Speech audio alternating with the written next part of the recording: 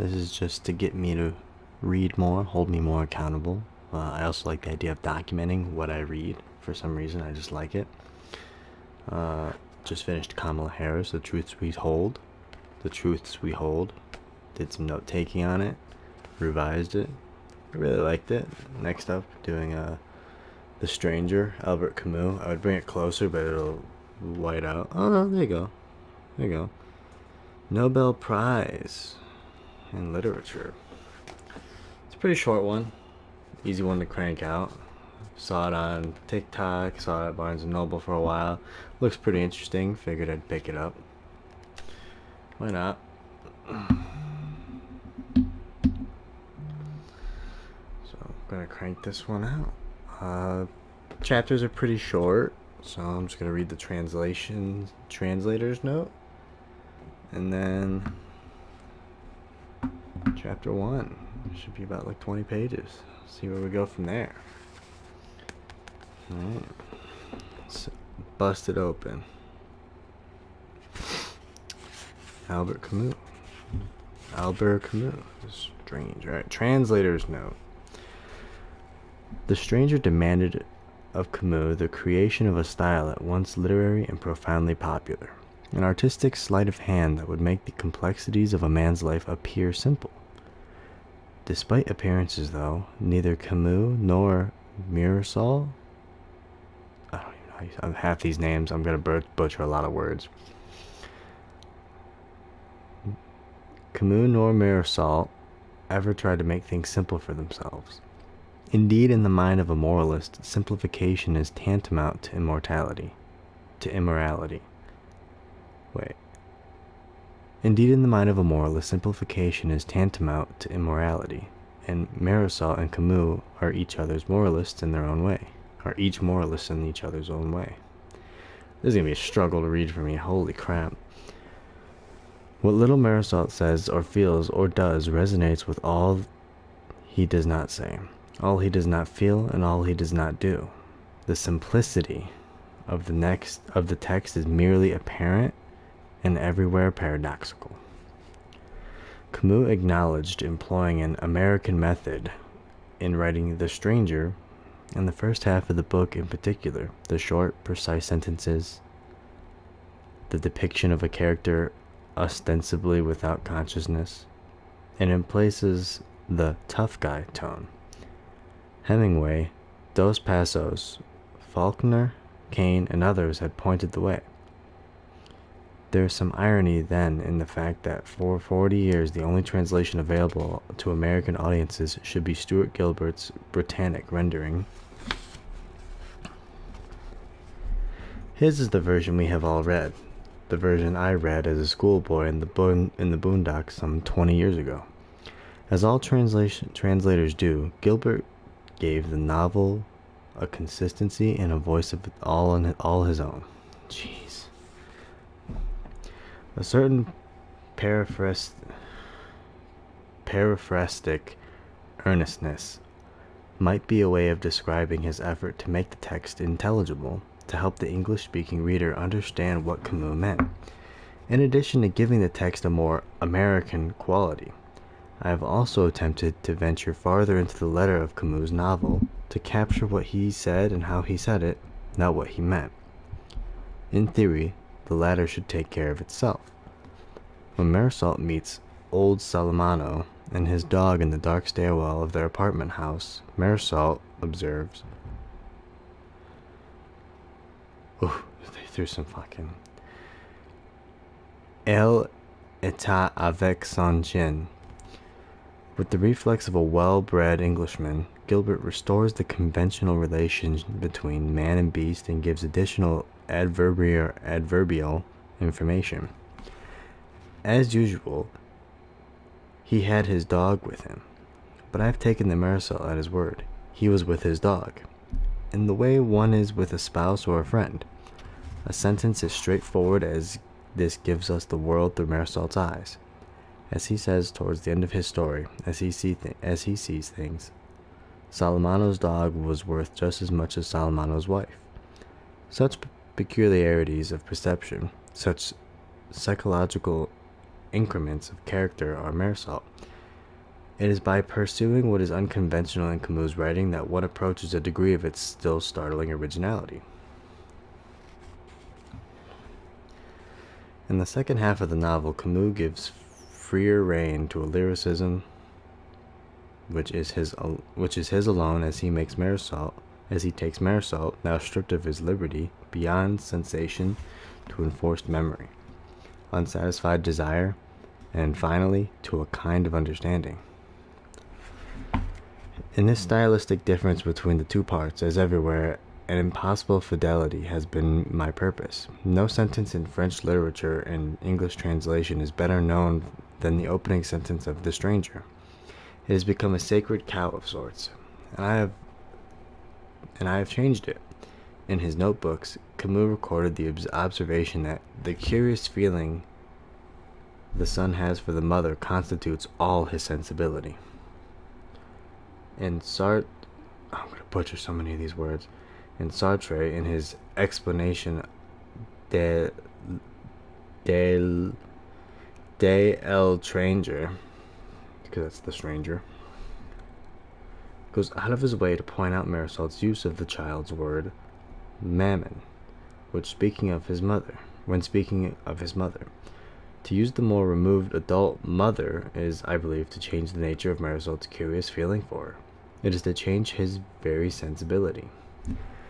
As Richard Howard pointed out in the classic statement on retranslation in his prefatory note to The Immoralist, time reveals all translation to be paraphrase.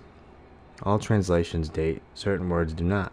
Knowing this, and with a certain nostalgia, I bow to Stuart Gilbert's direction and ask, as Camus once did, for indulgence and understanding from the reader of the first American translation of The Stranger, which I affectionately dedicate to Carol Warsager. This is going to be a brutal book to read. Holy fuck.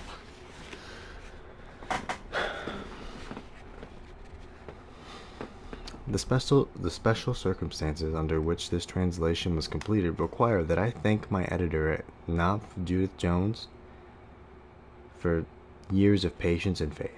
Nancy Festinger and Melissa Westenberg also deserve my gratitude. Okay, those are the translator's notes. They're on part 1. Let me get some agua. One thing I'll say though is I hate what this does to books. I hope it goes away eventually. I'm not experienced enough of a reader to know if it does, so I'm just gonna put something heavy on top of it. I'm gonna get a drink.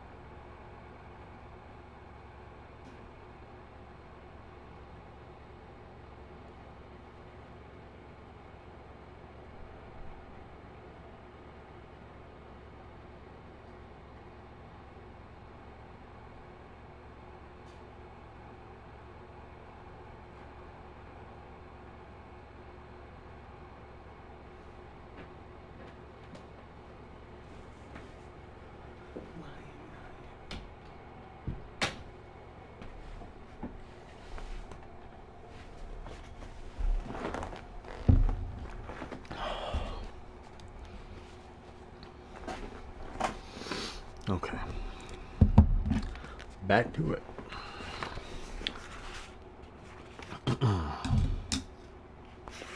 Part 1.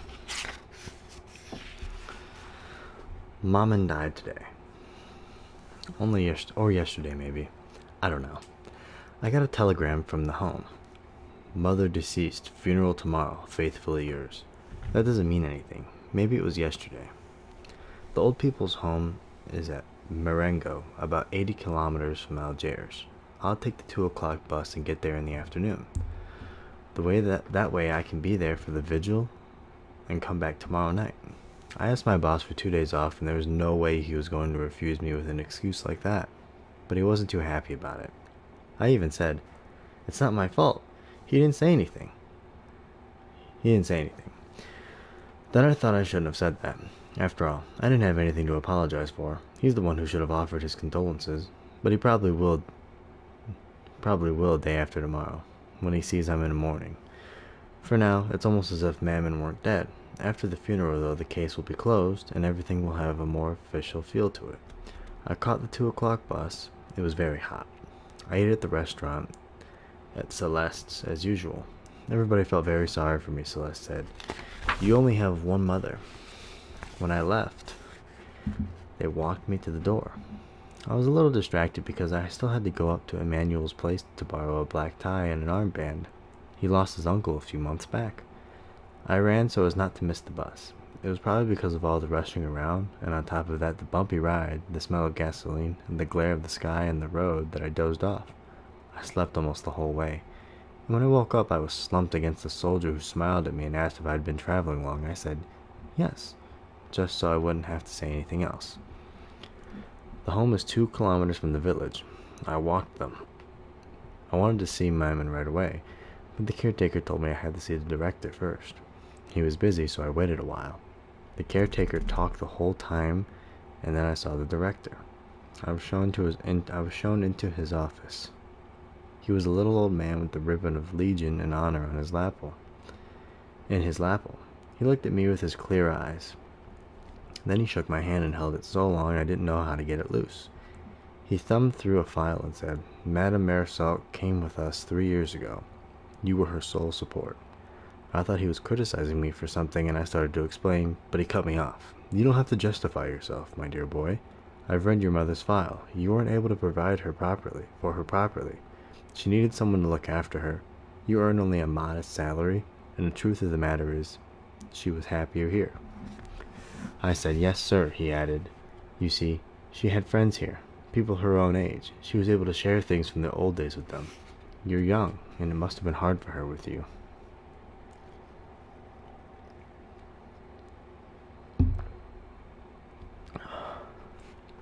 It was true.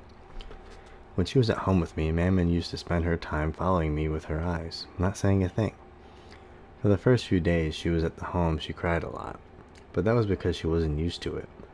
A few months later, and she would have cried if she'd been taken out. She was used to it.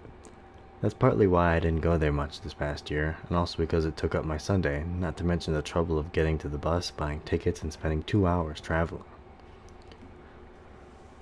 The director spoke to me again, but I wasn't really listening anymore. Then he said, "I suppose you'd like to see your mother." I got up without saying anything, and he led the way to the door. On the way downstairs, he explained, "We've moved her to our little mortuary, so as not to upset the others. Whenever one of the residents dies, the others are a bit on the edge for the next 2 or 3 days, and that makes it difficult to care for them." We crossed a courtyard where there were lots of old people chatting in little groups. As we went by, the talking would stop, and then the conversation would start up again behind us. The sound was like the muffled jabber of parakeets. The director stopped at the door of a small building. "I'll leave you now, Monsieur Marisol. If you need me for anything, I'll be in my office."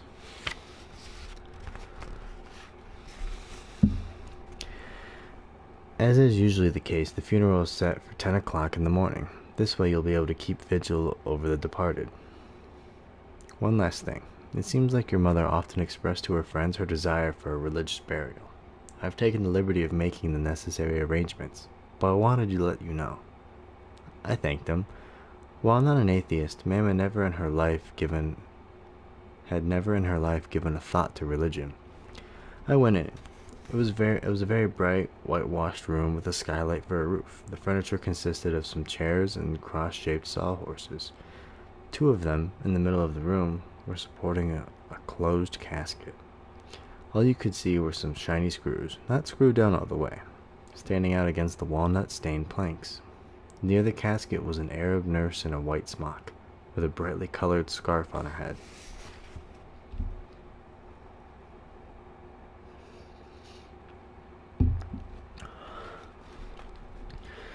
Just then the caretaker came in behind me. He must have been running. He stuttered a little. We put the cover on, but I'm supposed to unscrew the casket so you can see her. He was moving toward the casket when I stopped him. He said, "You don't want to?" I answered, "No." He was quiet, and I was embarrassed because I felt I shouldn't have said that.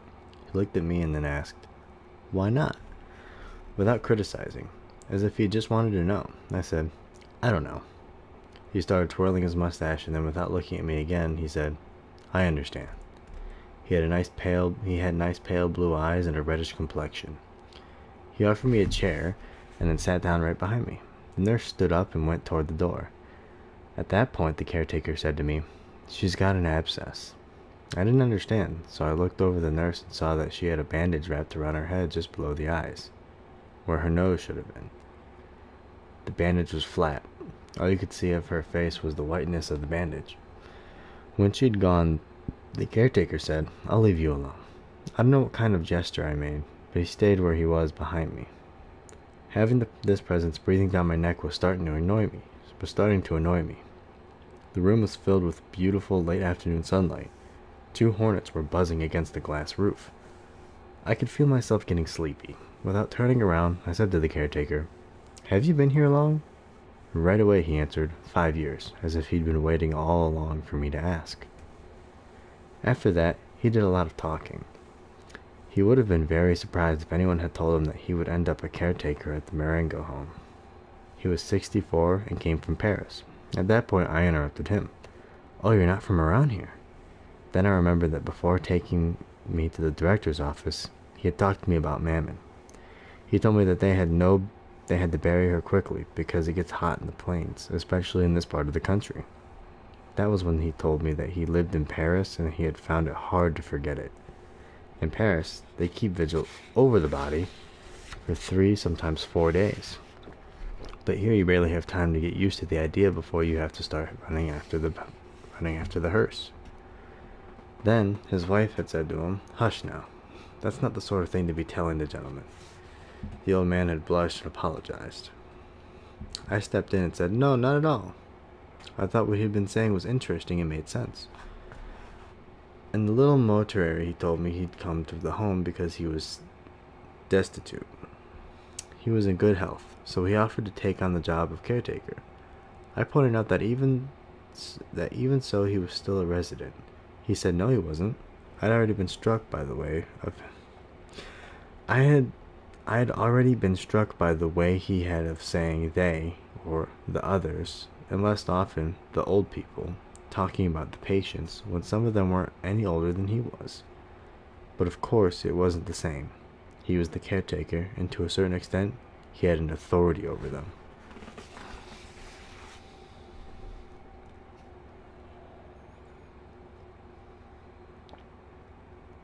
Getting like sociopath vibes from this guy a little bit, but it could just be like a lack of emotion being expressed.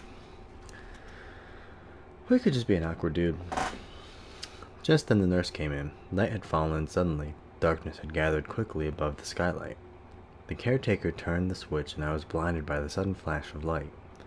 He suggested I go to the dining hall for dinner, but I wasn't hungry.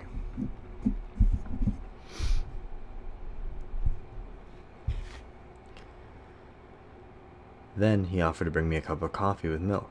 I like milk in my coffee, so I said yes, and he came back a few minutes later with a tray.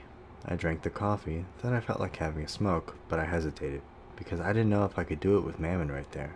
I thought about it. It didn't matter. I offered the caretaker a cigarette, and we smoked. At one point he said, "You know, your mother's friends will be coming to keep Virgil too. It's customary. I have to go get some chairs and some black coffee." I asked him if he could turn off one of the lights. The glare on the white walls was making me drowsy. He said he couldn't. That was how they'd been wired. It was all or nothing. I didn't pay too much attention to him after that. He left, came back, set up some chairs. One of them he stacked some cups around a coffee pot. Then he sat down across from me on the other side of Mammon. The nurse was on that side of the room too, but with her back to me. I couldn't see what she was doing, but by the way her arms were moving made me think she was knitting. It was pleasant. The coffee had warmed me up, and the smell of flowers in the night air was coming through the open door. I think I dozed off for a while. It was a rustling sound that woke me up. Because I had my eyes closed, the whiteness of the room seemed even brighter than before. There wasn't a shadow anywhere in front of me. And every object, every angle, the curve stood out so sharply it made my eyes hurt. That's when Mammon's friends came in. There was about 10 in all. And they floated into the building light without a sound. They sat down without a single chair creaking. I saw them more clearly than I had ever seen anyone. And not one detail of their faces or their clothes escaped me. But I couldn't hear them, and it was hard for me to believe they really existed. All of the women were wearing aprons, and the strings, which were tied tight around their waists, made their bulging stomachs stick out even more. I'd never noticed what strange stomachs old women can have. Almost all the men were skinny and carried canes. What struck me most about their faces was that I couldn't see their eyes, just a faint glimmer in the nest of wrinkles. When they'd sat down, most of them looked at me and nodded awkwardly, their lips sucked in by their toothless mouths, so that I couldn't tell if they were greeting me or if it was just a nervous tic. I think they were greeting me. It was then that I realized that they were all sitting across from me, nodding their heads, grouped around the caretaker. For a second, I had a ridiculous feeling that they were there to judge me. Soon, one of the women started crying. She was in the second row, hidden behind one of her companions, and I couldn't see her very well. She was crying softly, steadily, in little sobs. I thought she'd never stop. The others seemed not to hear her. They sat there hunched up, gloomy and silent. They would look at the casket, or their canes, or whatever else, but it was all they would look at. The woman kept on crying. It surprised me, because I didn't know who she was. I wish I didn't have to listen to her anymore. But I didn't dare say anything. The caretaker leaned over and said something to her, but she shook her head, mumbled something, and went on crying as much as before. Then the caretaker came around to my side. He sat down next to me. After a long pause, he explained without looking at me, "She was very close to your mother. She says your mother was her only friend and now she hasn't got anyone." We just sat there like that for quite a while. The woman's sighs and sobs were quieting down. She sniffled a lot. Then finally she shut up. I didn't feel drowsy anymore, but I was tired and my back was hurting me. Now it was all these people not making a sound that was getting on my nerves. Except that every now and then I'd hear a strange noise that I couldn't figure out what it was. Finally, I realized some of the old people were sucking at the sides of their mouths of their cheeks. Were sucking at the insides of their cheeks, and these people were making weird smacking noises. They were so lost in their thoughts that they weren't even aware of it. I even had the impression that the dead woman lying in front of them didn't mean anything to them, but I think now that that was just a false impression.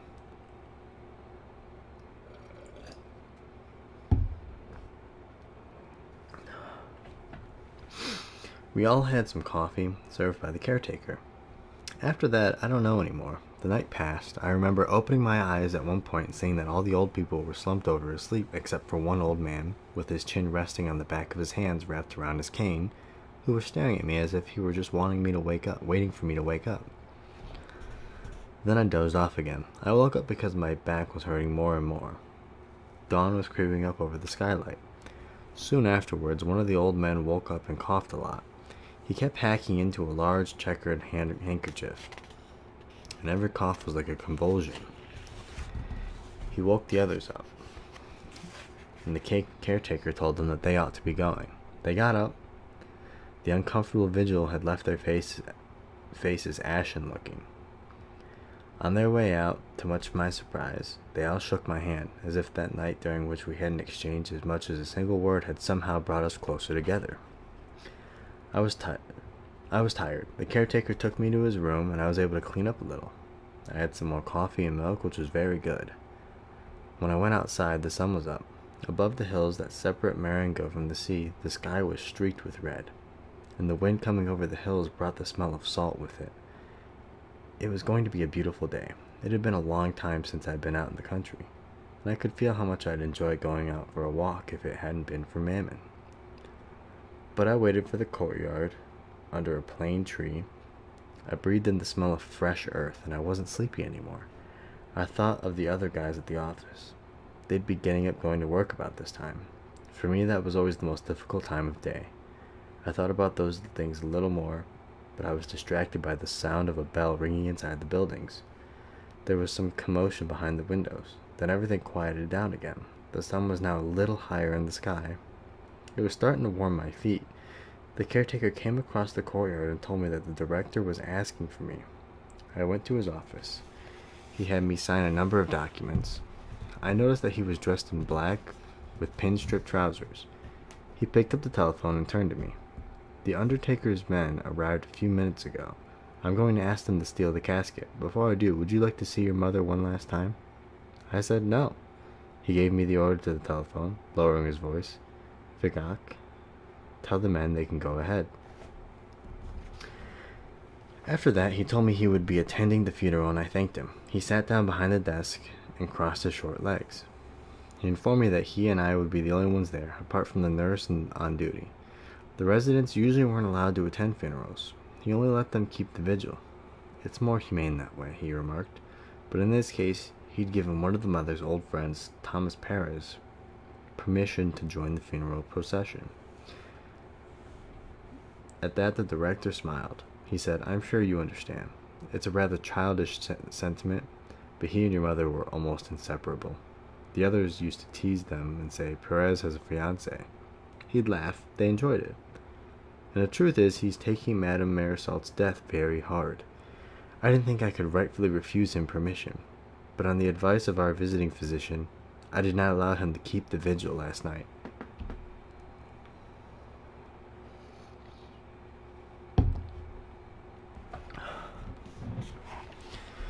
We didn't say anything for quite a long time. The director stood up and looked out the window of his office.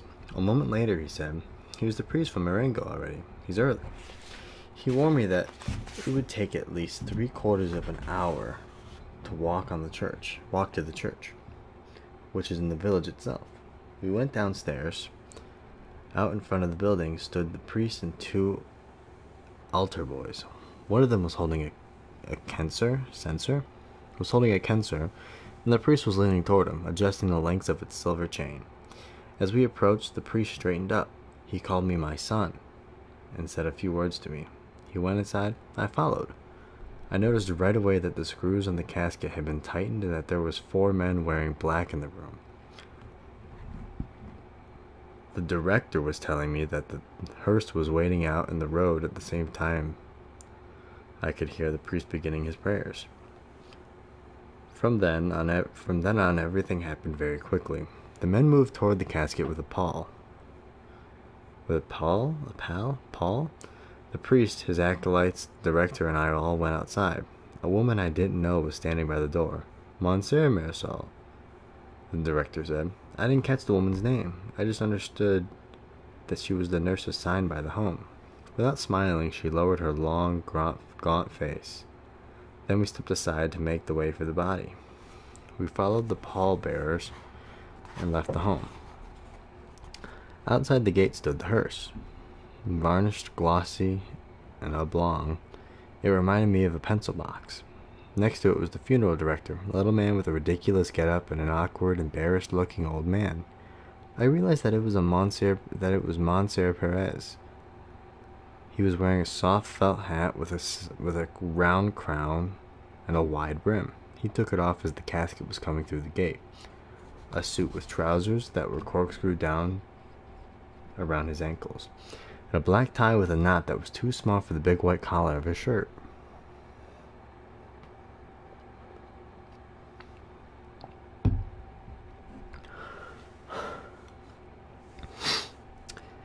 His lips were trembling below a nose dotted with black heads. Strange, floppy, thick-rimmed ears stuck out through his fine, white hair, and I was struck by their blood-red color next to the pallor of his face. The funeral director assigned us to our places.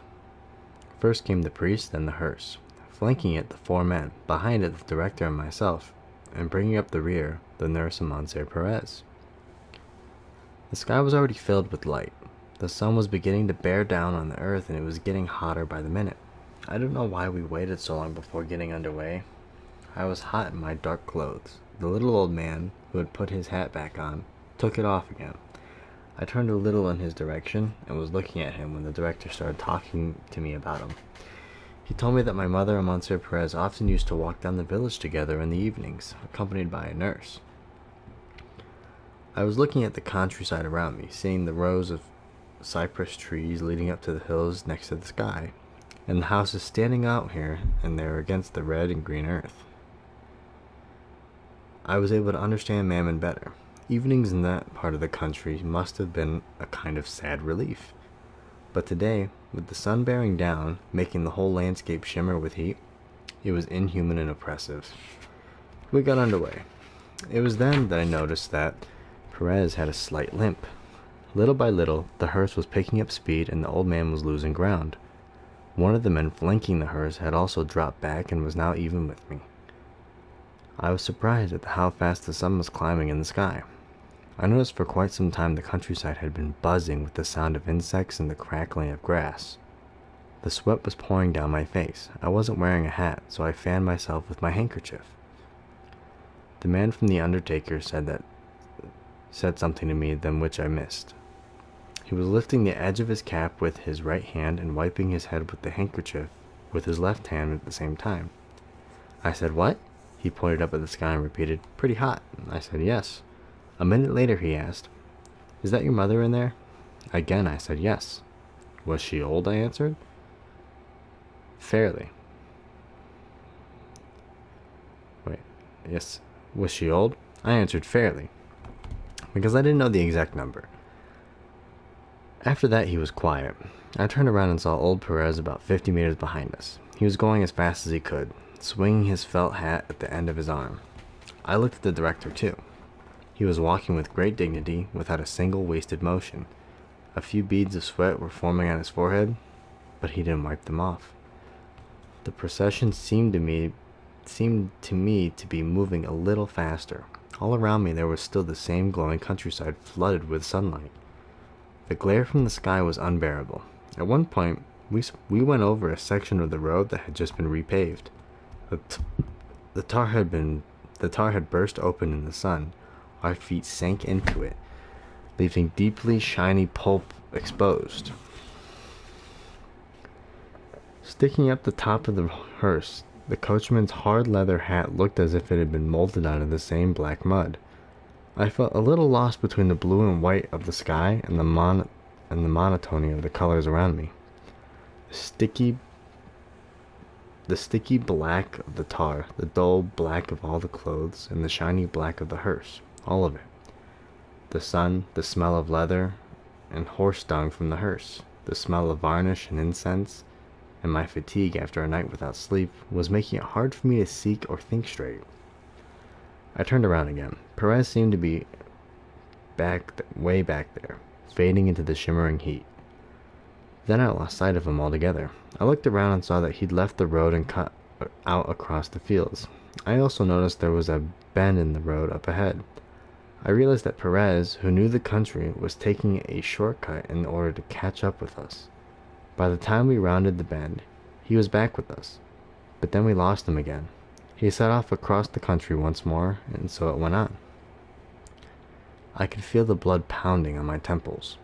After that, everything seemed to happen so fast. I deliberately so naturally that I don't remember any of it anymore, except for one thing. As we entered the village, the nurse spoke to me. She had a remarkable voice which didn't go with her face at all, a melodious, quavering voice. She said, "If you go slowly, you risk getting sunstroke. But if you go too fast, you work up a sweat and then catch a chill inside the church." She was right. There was no way out. Several other images from that day have stuck in my mind.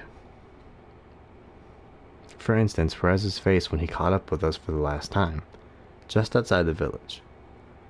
Big tears of frustration and exhaustion were streaming down his cheeks, but because of all the wrinkles, they weren't dripping off. They spread out and ran together again, leaving a watery film over his ruined face. Then there was a church and the villagers on the sidewalks, the red geraniums on the graves in the cemetery. Perez fainting, he crumpled like a rag doll. The blood-red earth spilling over Mammon's casket, the white flesh of the roots mixed in with it, more people, voices, the village, waiting in front of the cafe, the incessant drone of the motor, and my joy when the bus entered the nest of the lights that was Algiers, and I knew I was going to go to bed and sleep for 12 hours. That's chapter 1. Chapter 2 is next. But I'm going to chill for now. It's kind of a tough read, just because I'm used to tool books, kind of, and this so far has been like a narrative.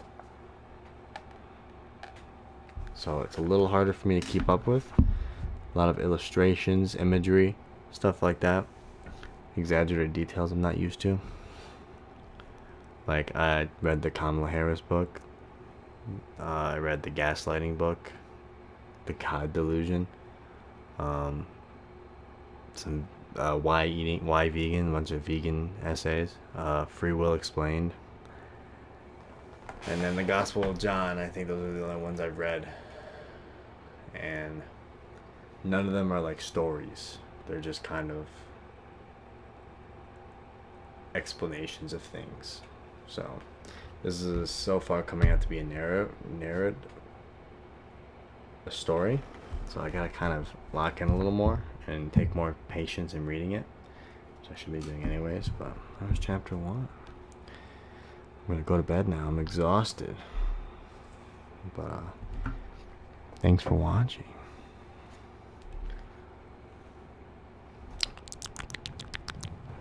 Oh.